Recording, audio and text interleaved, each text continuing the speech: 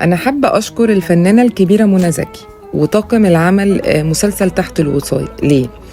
لأن كانت بتجيلي مشكلات كتير من ستات كتير أرامل على موضوع الوصاية ده، إن يبقى واحدة أرملة عندها ولاد، يعني ما تقدرش تنقل مدرستهم، ما تقدرش تعمل لهم عملية، ما تقدرش تفتح لهم حساب بنكي، ما تقدرش تتعامل أي أوراق رسمية إلا من خلال الواصي. والواصي ده أنت وحظك، لا يبقى قلبه عليك أو عايز يستغلك ويمص دمك.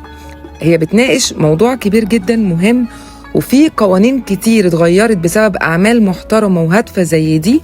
أنا بشكرك كمان على الأطفال الموهوبة اللي شاطرة جدا، اللي بتوصل لنا رسالة إزاي الإخوات يتعاملوا، وإزاي الأخ يراعي أخته، وإزاي يشيل مسؤولية البيت، وإزاي يبقى حنين، والأخت تبقى مطمنة مع الأخ إزاي. مسلسل حلو قوي. أنا بشكرك. إن شاء الله ينجح ويكسر الدنيا،